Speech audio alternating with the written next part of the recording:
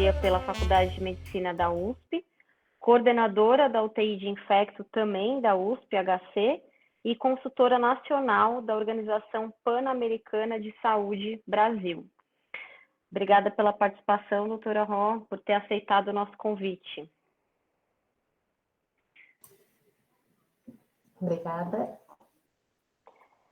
Participando também vai estar conosco a doutora Kelly Serrano, que é médica hematologista do grupo Hemomed, que atua no Hospital da Luz. Obrigada também, Kelly, pela parceria, viu? Obrigada a vocês. E, para expor o caso, nós teremos o doutor Matheus Vieira Gregório, que é médico intensivista, diarista do Hospital da Luz.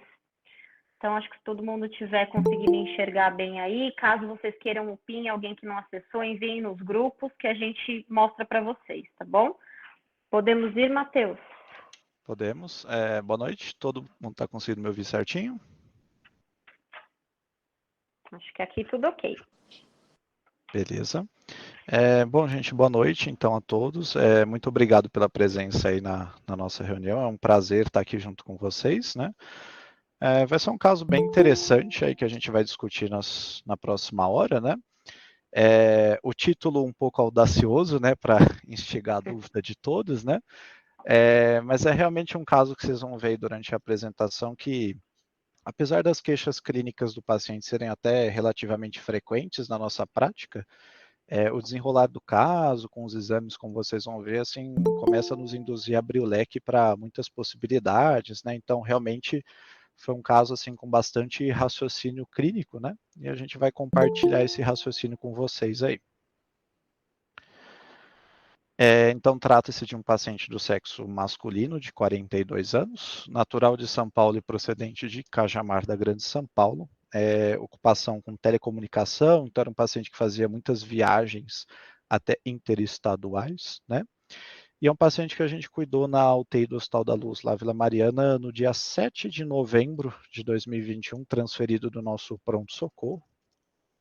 E de antecedentes relevantes, é um paciente que já tem um quadro de espondilite anquilosante, já com uma certa refratariedade, né, precisando fazer uso de golimumab já há pelo menos 2 anos, né, negava outras comorbidades e hábitos.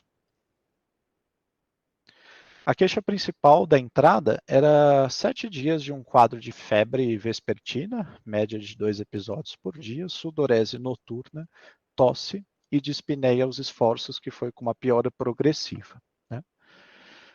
O que chama a atenção da história da moléstia é que, apesar desse quadro relativamente agudo, é um paciente que teve algumas intercorrências nos últimos 2 meses, e esses sintomas, eles meio que flutuaram de uma maneira intermitente com essas intercorrências que ele apresentou, né? O primeiro evento do paciente foi no dia 13 de setembro, quando ele foi diagnosticado com Covid num outro serviço, 2 dias após tomada a vacina. Sintomas também similares ao dessas queixas da internação, que segundo ele durou em torno de 10 dias, mas foi um quadro relativamente mais benigno, não foi um paciente que apresentou hipoxemia ou teve necessidade de internação na ocasião. Andando para dia 9 de outubro, é um paciente que abriu com quadro de dor e distensão abdominal aguda, assim, poucos dias após a melhora dos sintomas gripais do Covid, e ele também ficou internado num outro serviço com um quadro diagnosticado de uma pancreatite biliar calculosa, né? Ele chegou a fazer uma CPRE na ocasião, houve uma confusão que o paciente referiu que precisou passar uma prótese de via biliar, mas depois nós descartamos esse evento, né? Teve a princípio uma recuperação aí conservadora do caso, e chegou a ter alta dia 22 de outubro desse serviço, e aí poucos dias da alta o paciente começou com esses sintomas respiratórios e febris novamente. No exame físico admissional, era um paciente com Glasgow 15. Da parte respiratória, chamava atenção uma discreta hipoxemia, saturava 86%, 87% em ar ambiente, com catéter 1 litro já tinha uma saturação adequada, e até então não apresentava um quadro de taquipneia, e só uma ausculta reduzida em base. A hemodinâmica era estável, não encontrava-se taquicárdico, e no exame abdominal, que chamava atenção, uma esplenomegalia e também a presença de petequias em membros inferiores. Esses são os exames admissionais, né, evolutivamente aí nos 3 primeiros dias de presença na nossa unidade, né? Começando pelo hemograma, chama atenção uma discreta anemia, né, num padrão normo-normo, e o que incomodava bastante é essa plaquetopenia, assim, bem severa, que vinha numa curva de piora nos primeiros dias. Da parte de séries brancas, né, uma leucopenia também que chamava bastante atenção, né, tanto às custas de uma neutropenia até uma linfopenia. Então, configurando aí uma pancitopenia na admissão. No restante dos exames, o que chamava atenção, uma proteína C reativa elevada em ritmo de ascensão, uma desdrogenase lática que chamava também muita atenção, um aumento bem atípico, né, do que a gente vê na prática, coagulograma limítrofe e um fibrinogênio bastante consumido, aí de 130, e uma ferritina também com valor bem atípico aí da nossa prática, né, acima de 16.500, que era o corte limite ali do nosso laboratório. O perfil hepático chamava atenção esse aumento de transaminases, com predomínio de TGO, como vocês podem ver, e uma hiperbilirrubinemia, né, com predomínio às custas de bilirrubina direta. Né.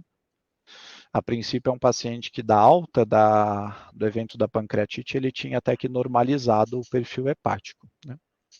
E da parte de função renal, chamava atenção já um paciente com uma lesão renal aguda na admissão, né, ele referia uma função normal prévia, e que também foi num rápido ritmo de piora, assim, em 48 horas de observação, já com acúmulo de escórias nitrogenadas e essa hipercalemia aí no dia 10.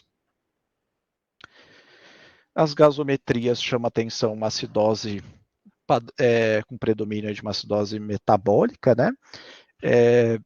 Não tinha, assim, tanto uma hipoxemia tão severa nas gasometrias, né, e nem um padrão de retenção de CO2 tão relevante, mas realmente já uma repercussão aí com essa lesão renal. Né. E aí a gente tem as imagens tomográficas do nosso paciente já da admissão. Né.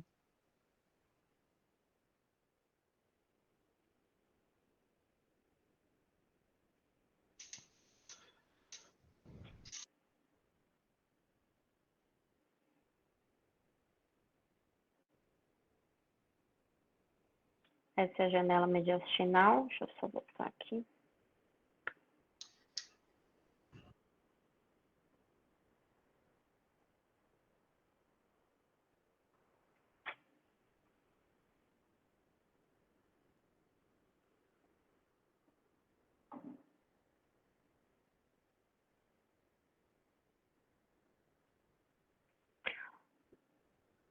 Doutora Rossara, quer comentar mais ou menos os achados da tomografia aqui, de tórax?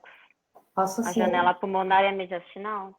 Então, Eu vou passando aqui. perfeito. Então, assim, a gente olhando a tomografia na janela de parênquima, né, a gente pode perceber realmente tem bastante infiltrado vidrofusco, que poupa um pouquinho a periferia, e além disso tem espessamento septal e algumas áreas infiltrado, principalmente na região centronubular, que é bastante difuso. Junto com isso, um aspecto que chama um pouquinho de atenção, é o paciente tem um pouquinho de derrame pleural à direita, um pouco maior que à esquerda, mas se a gente olhar com cuidado, parece ter um pouquinho também de espessamento pleural. Agora vamos para a janela de mediastino. Na janela de mediastino chama bastante atenção que desde a cadeia ganglionar no mediastino superior, a gente já consegue notar a presença de aumento de gânglios. Alguns gânglios, principalmente na região perihilar, tem necrose central, né? Eu não sei se vocês conseguem acompanhar ali, dá para ver várias cadeias com necrose, e um pouco de corte que pega no abdômen. Parar um pouquinho, por favor. Se a gente olhar com bastante cuidado, o fígado não está totalmente homogêneo. Tem algumas pequenas áreas de microinfiltração e também o aspecto similar um pouquinho também no baço. Então, dá para a gente perceber que tem também um pouquinho de alteração hepática e um pouquinho de alteração esplênica. Descendo um pouquinho também, a gente tem até Ô, doutora, tem até a de abdômen aqui também, se a senhora quiser. Quero, por favor. Deixa eu passar aqui. Opa. Perfeito. E a gente vai descendo, desce mais um pouquinho. Pode parar um pouquinho, né? A gente percebe, próxima hilo hepática, vamos voltar só um pouquinho. Mais um pouquinho, por favor. Mais um pouquinho só. Aí, nessa região, a gente não vê tanto aumento de cadeias de ganglionar intraabdominal, tá? Mas desce mais um pouquinho. Descer? Isso, por favor. Deixa eu só... Pode deixar rodar. Para um pouquinho. Agora a gente vê um pouquinho sim de cadeia, aumento de cadeias na região um pouco infrarrenal, próxima à região renal. Então a gente percebe que sim, tem uma poliadenomegalia, além disso também tem um pouco de hepatospleno, o fígado não é tão homogêneo, tem pequenos microinfiltrados, e o baço também discreto microinfiltrado. Já chegando na cadeia ganglionar inguinal, repara um pouquinho de aumento, mas já não dá para ver necrose igual que a gente viu na cadeia mediastinal. Perfeito.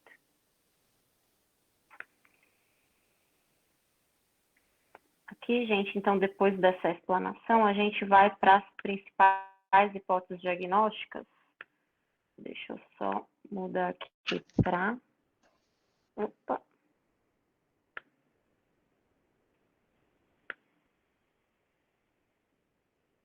Aqui só que a gente pediu para que vocês colocassem os hospitais, né, de origem. Então, todas as nossas UTIs e outras. E aqui, o que que a gente fez? A gente listou algumas hipóteses e a gente quer que vocês organizem essas hipóteses de acordo com o que foi exposto no caso, da mais provável para menos provável. Então, vocês podem mexer aí nas hipóteses, trocar elas de lugar e a gente vai conseguir ver isso automaticamente aqui do que vocês acham que é a hipótese mais provável.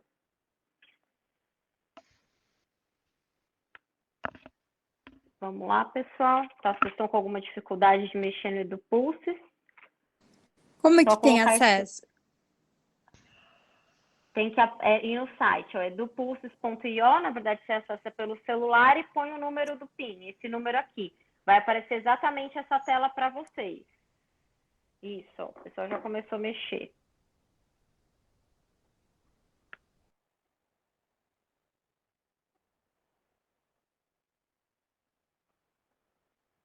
Conseguiram acessar? Sérgio, não sei se você tem acesso ao chat aí, ver se alguém está com dificuldade.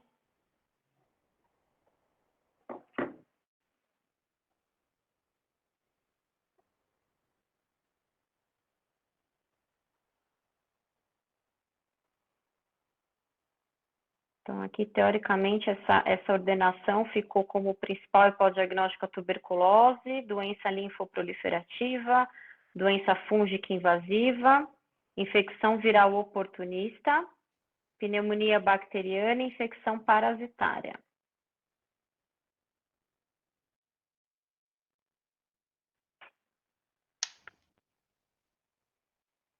Vamos voltar aqui. Se vocês quiserem também colocar no chat.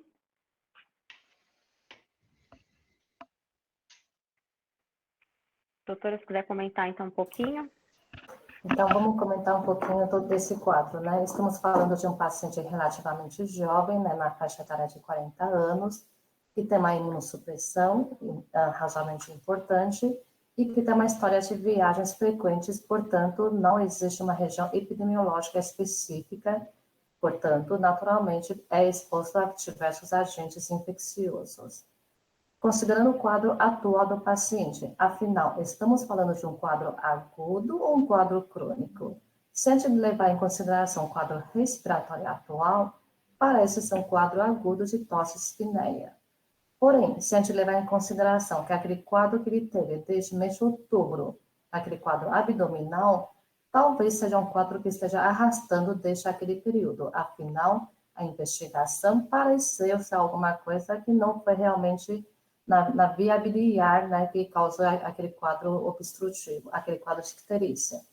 Além disso, o que chama bastante atenção, em relação ao achado radiológico, tem um infiltrado pulmonar micronodular. E esse infiltrado trouxe pouca repercussão clínica. A gente pode ver, conforme a apresentação do Matheus, o paciente não teve alteração importante nem na oxigenação, nem na ventilação. Aparentemente, o quadro de taquipneia é secundário principalmente ao quadro de acidose metabólica que o paciente estava tentando compensar. Ao mesmo tempo, a gente percebe que o paciente tem um acometimento se tivesse os outros órgãos, com comprometimento principalmente do sistema reticuloendotelial. E a gente percebe isso pelo achado de esplenomegalia, além de poliadenomegalia. Além disso, em relação ao achado laboratorial, um quadro de pancitopenia, onde a leucopenia e a plaquetopenia são mais importantes, mas também tem uma anemia normo-normo. O que, além disso, chama muita atenção. Apresenta um quadro com uma elevação de DHL bastante importante e, ao mesmo tempo, um aumento de ferritina bastante importante. Naturalmente, a gente tem que juntar todo esse contexto e pensar quais são as possíveis etiologias dentro desse contexto. E aí, pensando como causas possíveis para juntar esse quadro, estamos falando de um quadro disseminado, né? Então, com certeza, as principais hipóteses são a tuberculose, a histoplasmose, leishmaniose visceral e doenças linfoproliferativas. Vamos falar um pouquinho de cada uma delas. Tuberculose, acho que a gente não precisa discutir muito, afinal, a gente sabe que é uma doença altamente prevalente no nosso meio. Além disso, é uma doença que é muito frequente, principalmente tendo essa apresentação disseminada em pessoas imunossuprimidas. E temos que lembrar que em indivíduos imunossuprimidos, a apresentação radiológica não vai ser aquela apresentação que a gente costuma ver em pessoas imunocompetentes, onde tem a cavitação, onde tem predomínio nos ápices pulmonares. Ao contrário, o que a gente espera encontrar é exatamente esse achado micronodular. E, muitas vezes, nesse contexto, estamos falando de um quadro de reativação da tuberculose. Nessa reativação, geralmente, comprometimento hepatoesplênico é bastante importante, assim como comprometimento ganglionar. Não esquecendo que comprometimento ganglionar nesse quadro, muitas vezes a cadeia torácica é principal pela aproximação, na proximidade com o pulmão. Então, geralmente, a primeira cadeia que aumenta os gânglios. E, como vocês sabem, tuberculose é sempre um quadro subagudo ou crônico, né, de acordo com a intensidade e principalmente com o grau de imunocompetência ou não do paciente. Outra hipótese que a gente tem que pensar é a histoplasmose. Por que a histoplasmose? Primeira coisa estamos falando de um fungo amplamente disseminado nas Américas. Vocês estão vendo nesse mapa aqui, a gente, em relação ao Brasil, praticamente o Brasil inteiro é de risco para a histoplasmose. A gente tem até, eu coloquei esse folder, a gente teve aqui na cidade de São Paulo, Dia Nacional de Morcego, só para curiosidade de vocês, mesmo na Avenida Paulista, a gente tem morcego. Então, morcego não é aquela situação que todo mundo lembra. É quando a gente viaja para as cavernas. Sim, com certeza, isso aumenta esse risco. Mas a gente tem presença desse hospedeiro em qualquer lugar do nosso país. Portanto, é uma doença altamente disseminada. E quando a gente tem quadro de histoplasmose, a gente pode ter quadro agudo, sem dúvida, mas quadro agudo geralmente é um quadro de imunocompetentes, um quadro pulmonar autolimitado. Até podemos pensar, será que junto com aquele quadro de Covid, o paciente também teve esse quadro pulmonar relacionado? Não dá para a gente saber. Mas quando a gente fala de imunossuprimido, geralmente esse quadro, essa apresentação é disseminado, com acometimento pulmonar, e aí uma dica para todo mundo. Quando a gente pensa, vê um achado radiológico de infiltrado miliar, aquele que você pensa, tuberculose com apresentação pulmonar, aquele quadro miliar, a gente tem que pensar também na histoplasmose. Principalmente quando a gente tem um aumento muito importante de desidrogenase elástica. Dentro de contexto de doença infecciosa, a doença que mais aumenta a DHL é a histoplasmose. Por quê? Porque estamos falando de um fungo intracelular, que pode acometer qualquer tipo de célula. E para a destruição, né, ele se replica dentro da célula, e quando ele brota, ele destrói a célula, por isso que tem um aumento tão importante de DHL. E lembrar que entre os órgãos mais importantes, geralmente, é o fígado e gânglio. Em relação ao achado radiológico hepático e esplênico, muitas vezes começar com um infiltrado micronodular, muitas vezes pouco perceptível, a gente vê melhor quando tem imagem com contraste, aquela apresentação micronodular. E com a avançada da doença, pode sim ter aquele aspecto que a gente fala de queijo suíço. Então, o fígado cheio de micronódulos. Além disso, muitas vezes as cadeias ganglionares estão associadas periepática e também intestinal. Em relação à histoplasmose de reativação, sempre um quadro subagudo ou um quadro crônico. Outra hipótese que a gente tem que pensar é a leishmaniose visceral. Deve ser muito estranho para vocês falar, estamos falando de leishmaniose no estado de São Paulo? Infelizmente, sim. É uma doença que a gente está usando o termo que está litoralizando aqui no estado de São Paulo. Conforme o mapa que vocês estão vendo, essa aqui é a atualização de 2019, mesmo na região de algumas cidades litorâneas do nosso estado, tem a doença chegando. Lembrar que a leishmaniose visceral pode ter uma fase de manifestação aguda, caracterizada principalmente por febre, hepatomegalia, uma hepatomegalia aguda, evoluindo junto uma esplenomegalia associada, e na fase aguda, o quadro mais importante é febre e esplenomegalia.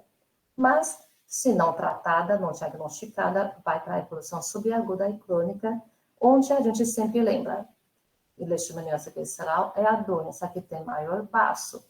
E, além disso, pelo componente de hiperesplenismo, além de infiltrado medular, leva a quadro de pancitopenia e plaquetopenia. Lembrar também que, geralmente, a leishmaniose visceral geralmente mata por quê? Por imunossupressão secundária à infecção secundária. Esse quadro de pancitopenia leva à alteração de capacidade de contenção de processo infeccioso, geralmente infecção mais importante é pulmão ou trato digestivo, levando a quadro de sepsis secundário à infecção bacteriana.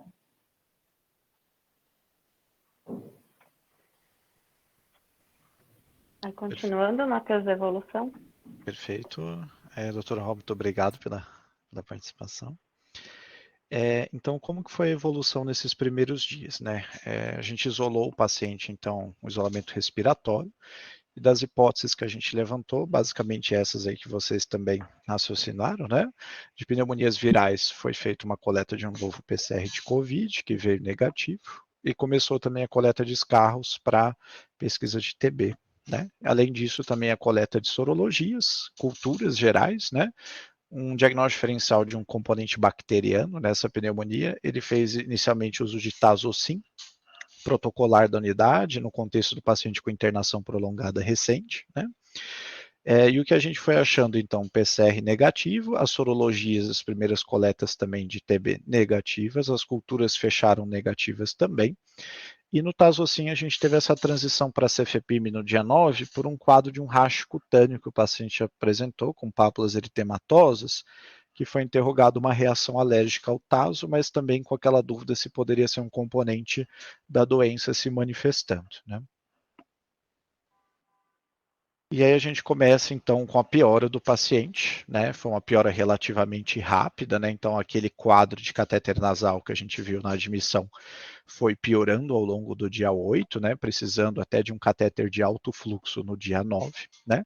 E aí na noite do dia 9, assim, no final da tarde, num contexto de uma piora dessa dispneia em repouso, saturações limítrofes, né? E provavelmente o paciente evoluindo com mais piora, optamos pela intubação. Também chamou a atenção já aquele início da piora da função renal que vocês viram no exame, né? Diante dessa piora, pessoal, então a gente passa para uma segunda pergunta aqui para vocês. O que vocês fariam nesse momento? tá? Então, é só vocês clicarem sim ou não, mãozinha para cima ou para baixo.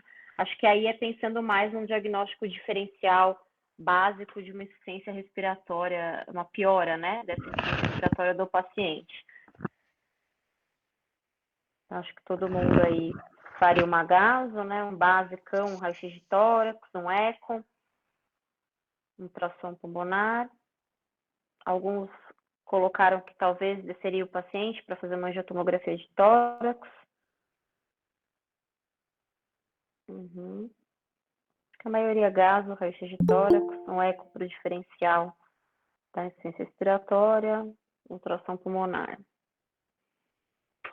Vamos ver o que foi feito, então, diante dessa piora.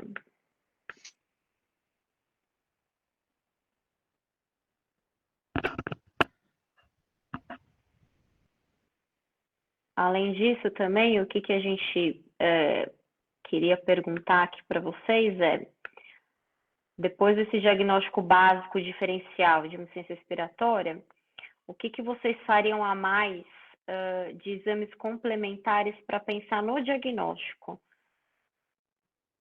Aqui a gente vai...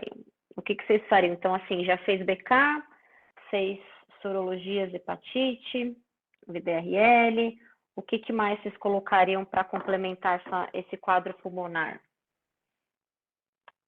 Broncoscopia e biópsia, lavado broncoalveolar, todo mundo no bronco e biópsia. Perfeito.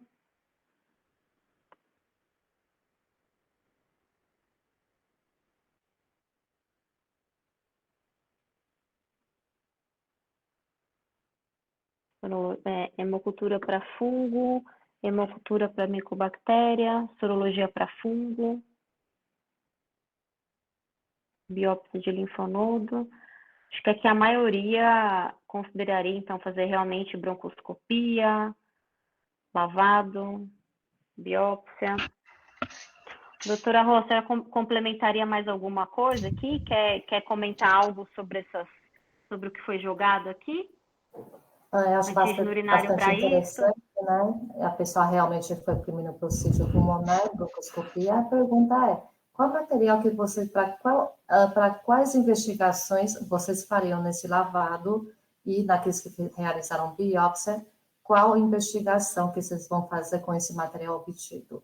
E aí aqui vários colegas colocaram importante aqui em relação à cultura para micobactérias, cultura para fungos, sorologias para fungos, com certeza é fundamental. Parabéns pelo fato de algumas pessoas já terem colocado também a biópsia de medula, talvez começar com 1 milograma. E, finalmente, apareceu pesquisa de micobactérias, né? De preferência, maravilha, alguém colocou aqui teste rápido para micobactéria tuberculose. Acredito que sim, nessa investigação, isso consegue atingir todas as nossas principais hipóteses. Então, acho que está bastante satisfatória essa investigação. Perfeito.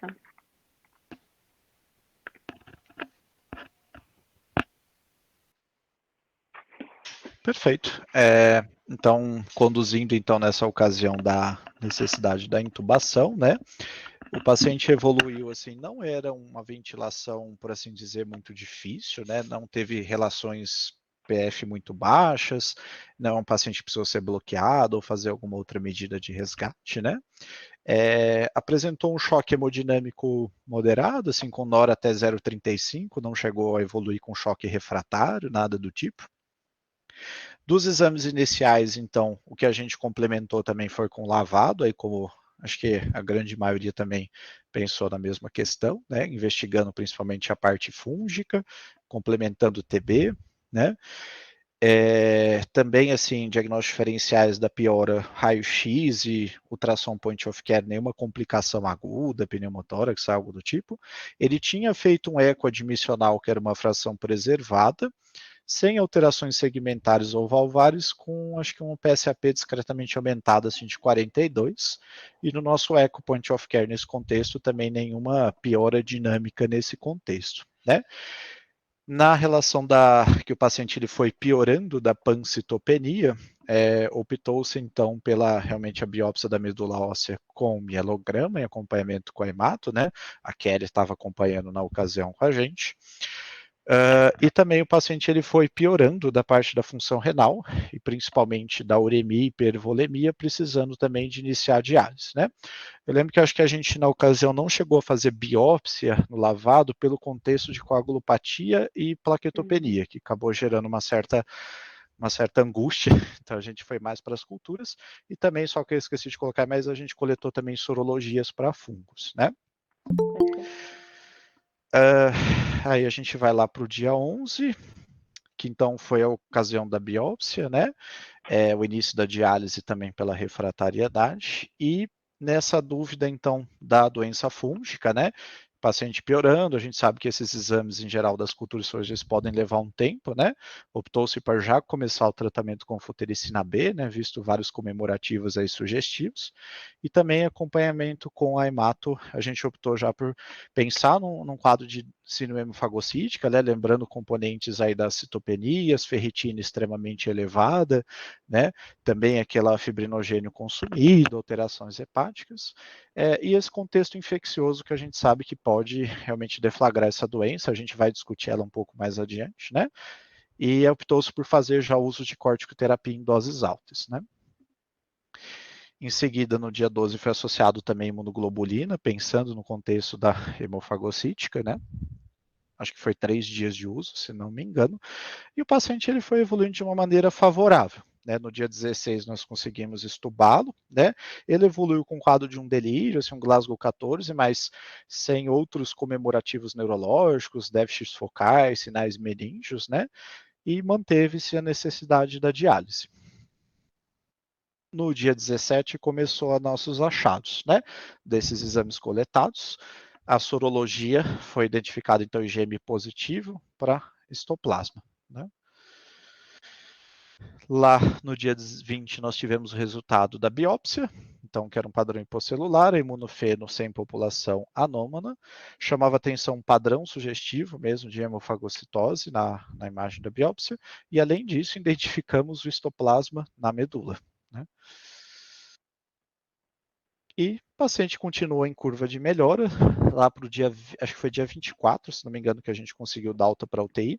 Chamou atenção que na cultura também de histoplasma da secreção pulmonar, identificamos histoplasma, então foram vários exames distintos para a gente diagnosticar. Os outros, chegamos a pesquisar criptococcus, pesquisa de leishmaniose também, de tudo negativo, né? A gente acabou focando mesmo só no histoplasma. E é um paciente que felizmente teve uma evolução favorável, né? Ele conseguiu ir de alta do hospital no dia 6 de dezembro, com melhora do quadro do delírio, parte respiratória em ar ambiente, só realmente manteve a necessidade de diálise com uso de permicate. E aí a gente tem uma tomografia que o pessoal na enfermaria fez no dia 4 de dezembro, né, que chama muita atenção como mudou, né, de uma maneira positiva aí com o tratamento, né?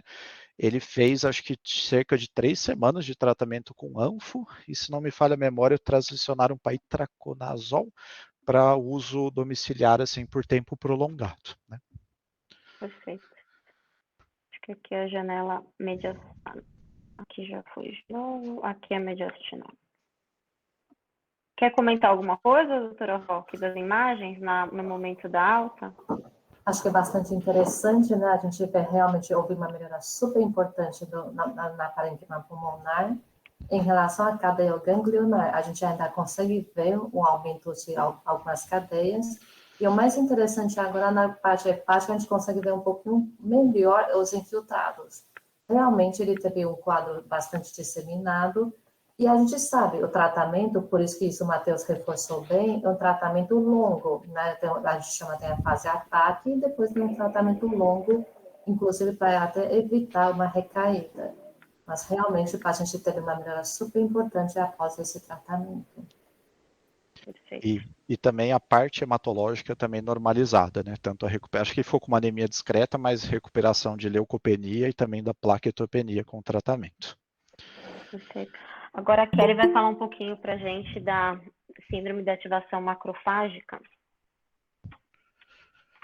Boa noite, pessoal. Bom, a síndrome de ativação macrofágica, ela é uma doença bastante agressiva, né? Na maioria das vezes é fatal.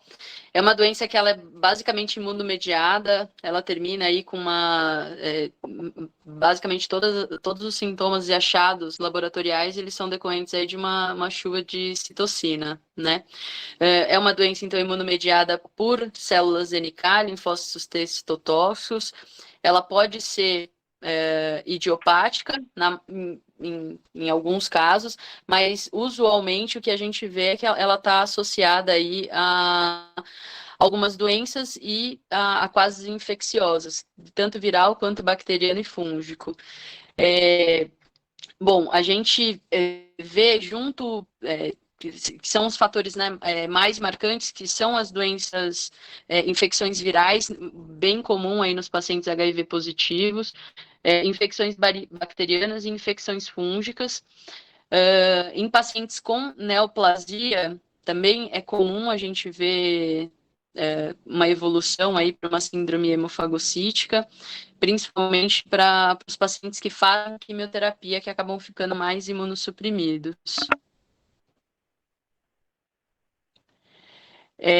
Bom, os critérios diagnósticos, né? Acho que é basicamente o que o Matheus apresentou, né, no caso. Então, um paciente com febre, esplenomegalia, citopenias, né, bastante significativas, aumento aí de ferritina, aumento de triglicérides, hemofagocitose evidenciada na medula ou numa biópsia linfonodal do fígado, do baço.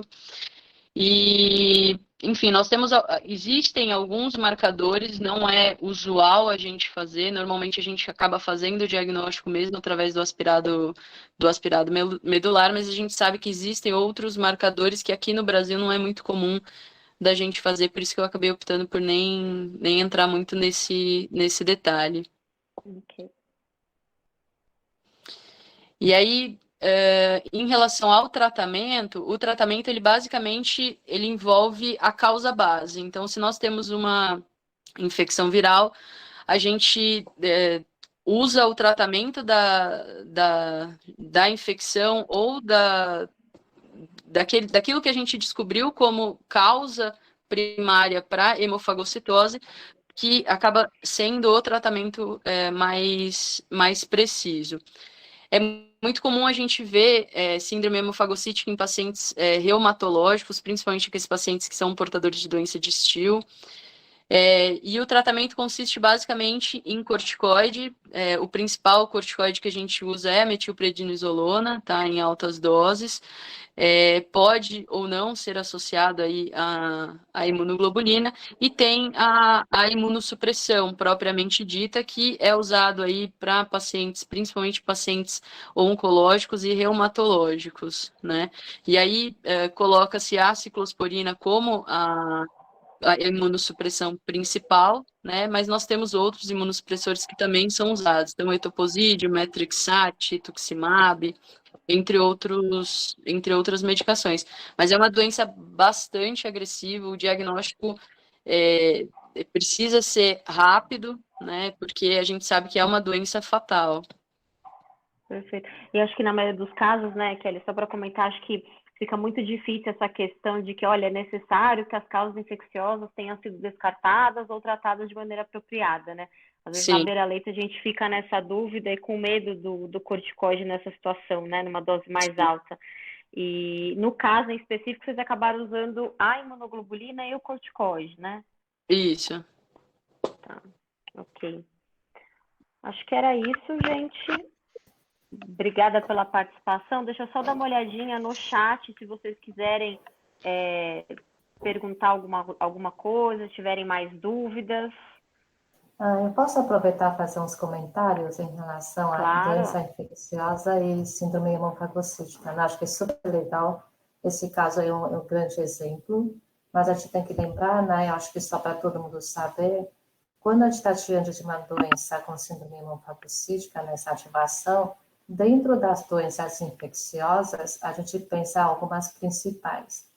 Primeiro, por causa no nosso meio, alta prevalência de tuberculose, lembrar que as micobactérias tuberculoses, assim como não tuberculoses, também podem causar essa ativação fagocitária. Então, é uma das causas que tem que ser lembrada.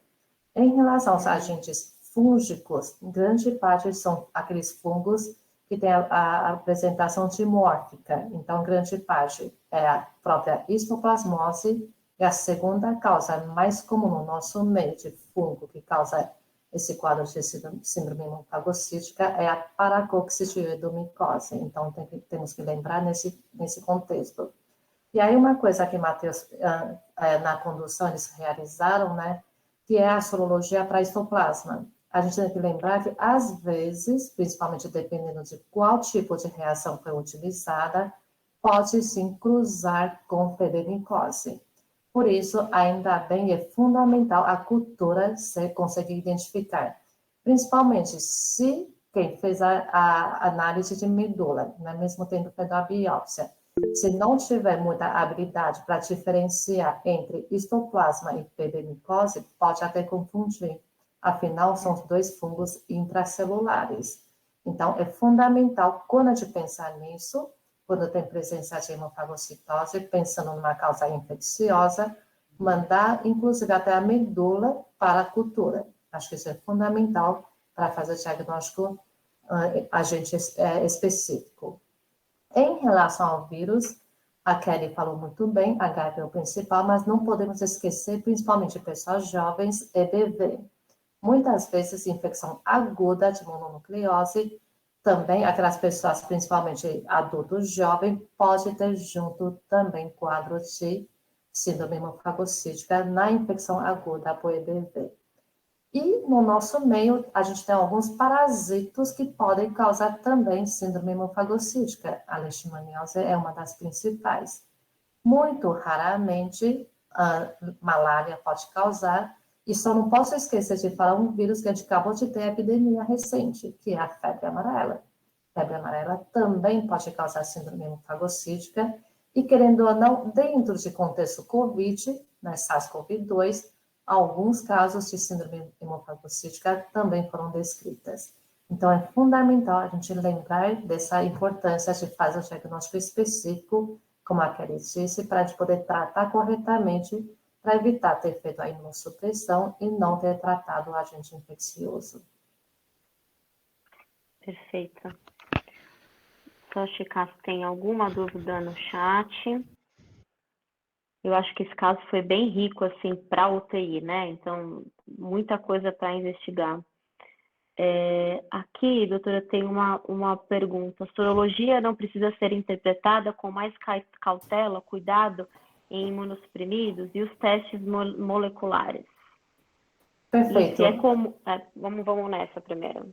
Então, em relação à sorologia, especificamente, né, para os agentes fúngicos, não tem essa limitação, né? Grande parte nesses casos é muito difícil ser falso negativo. E principalmente, aí de novo, nessa pergunta do Flávio é super importante, por isso que eu falo que a gente tem que saber qual teste está sendo utilizado. Apesar de a gente usar todo o termo sorologia, dentro dos testes, alguns a gente detecta a presença de antígeno e não exatamente a presença de anticorpo. Anticorpo, aquele comentário que eu fiz, que realmente pode cruzar com outros fungos e dependendo da sensibilidade, aí sim pode realmente ser falso negativo.